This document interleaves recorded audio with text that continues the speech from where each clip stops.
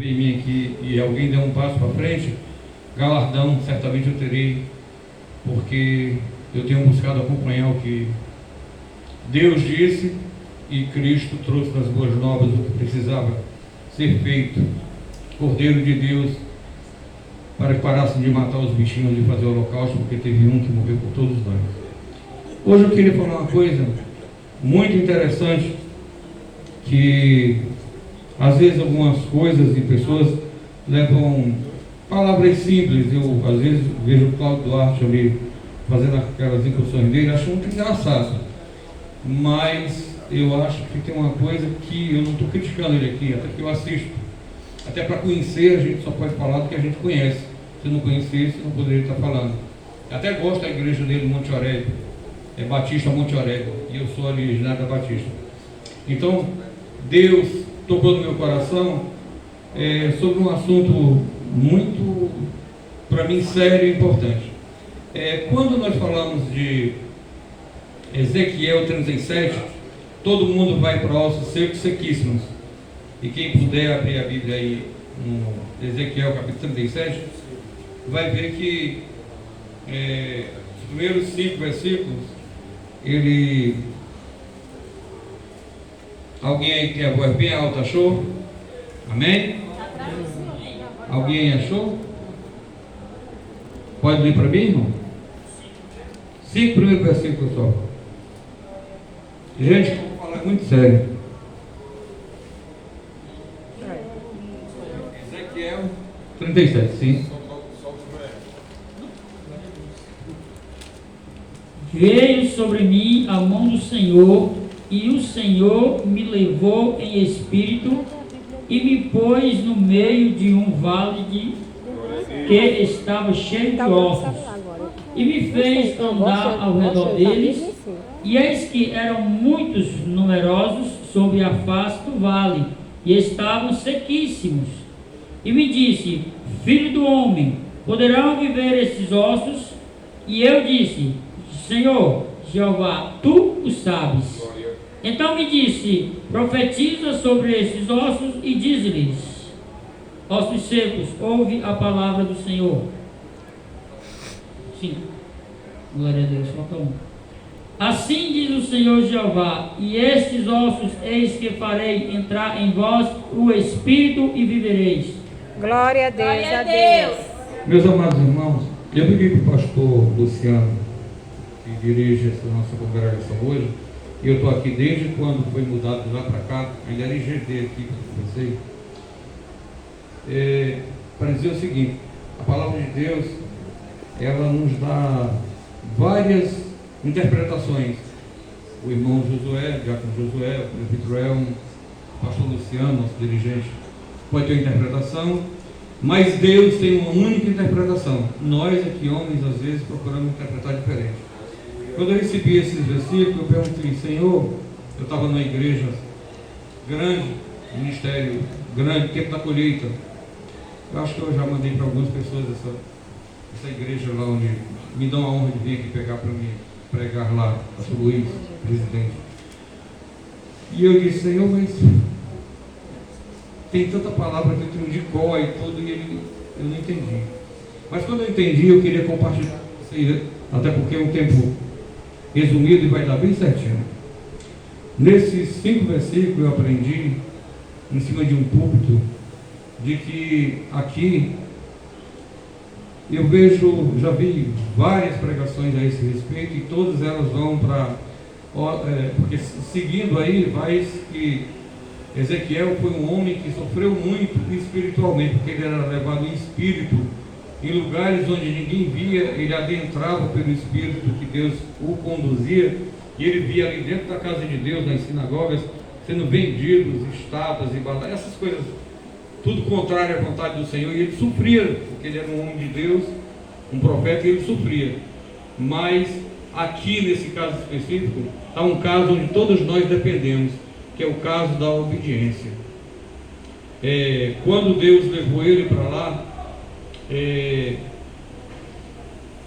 o versículo-chave desses 5 versículos, a gente sabe que tudo depende de Deus, mas lá atrás, nós hoje temos Jesus Cristo, que nos abriu portas que lá atrás eles tinham sim pela pregação de Elias, do próprio Davi, e se analisassem de Gênesis, Cristo já estava lá, mas o Cristo vindo aqui na terra, nós herdamos essa herança do conhecimento de tantas maravilhas que Cristo, da boca dele, disse, e nós temos aqui os evangelhos, como foi lido agora em Apocalipse, essa palavra tão poderosa.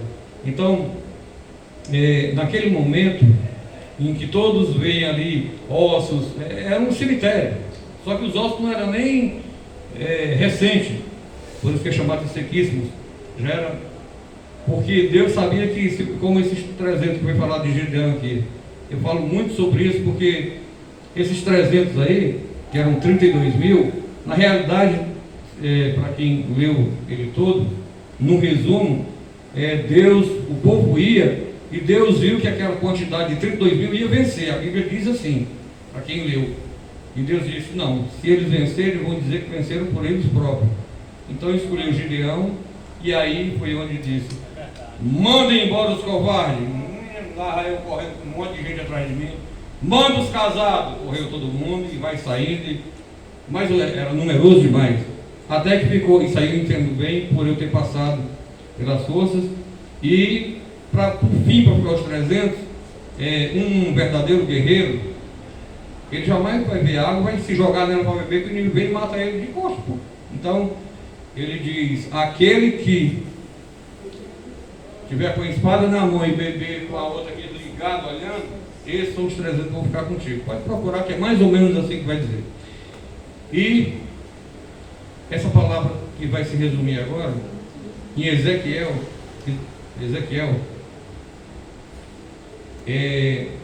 tem uma coisa maravilhosa que Ezequiel fez. E que todos nós aqui, Deus está me cobrando a dizer para cada um de vocês que estão aqui, que levem para alguém que precise disso. Ezequiel poderia dizer 1000 coisas, mas quando ele disse, filho do homem, se perguntasse para nós, um de nós, sem esse conhecimento de Cristo, de tudo que pode hoje, para um homem, num cemitério, pode sair alguma coisa daí? A segurança dele em Deus era tão grande, e a obediência e fé, que ele disse, tu sabes. Porque não tinha outra coisa para ele dizer. E hoje, Deus está me mandando dizer essas palavras. Ele quer de nós obediência. O irmão disse que estava aqui, chegou mais cedo, estava só. E é comum realmente no dia de terça-feira, normalmente é coisa de doutrina, ninguém nem quer ir. Normalmente, por aí. E se achegaram. Os que se achegaram aqui estão ouvindo o seguinte, a palavra de Deus dizendo, seja obediente. Porque aqui na casa de Deus a gente vem e tem um parente doente, ou está faltando alguma coisa em casa, ou tem alguma coisa que a gente quer de Deus, nem que seja, se a gente já está bem, que permaneça, que continue, que prospere mais, e se não é, que a gente alcance alguma graça. Mas aí vem essa questão da obediência, que eu encontrei em Ezequiel, onde todo mundo prega completamente diferente. Eu encontrei aqui a obediência. Então, eu posso assegurar para vocês, aqui eu tenho uma testemunha ocular de acontecimentos que eu não posso revelar porque não me pertence falar sobre esse respeito, mas eu garanto que aquele que é fiel a Deus, que assim como está escrito, aquele que for fiel até a morte herdará a coroa da vida eterna. E Paulo tinha tanta segurança disso que ele não só apregoou, como viveu, e mesmo sendo cidadão romano, foi degolado, grande honra, né? Enquanto outros são enforcados, ele foi degolado. E a palavra é obediência. Nós temos que obedecer aqui na casa de Deus, sim, mas também em cada passo que nós vamos daqui até em casa, porque nós encontramos várias coisas, e principalmente dentro de casa. Digo isso porque está dizendo para a Jumênia, eu nem sei se eu vou quinta-feira. Aí Deus disse, por que você não vai quinta-feira? Disse, porque eu não vou poder tomar Santa Ceia. E por quê? Porque estou voltando com a minha esposa agora, né? Para dizer uma coisa, Deus é tremendo. E ele vai dizer assim, ó, não como lá para Ezequiel, filho do homem, Acaso não está escrito? Examina-te a ti mesmo. E aí Deus, Ele manda que a gente não fique aí pelas praças, no caso aqui, quem está no púlpito.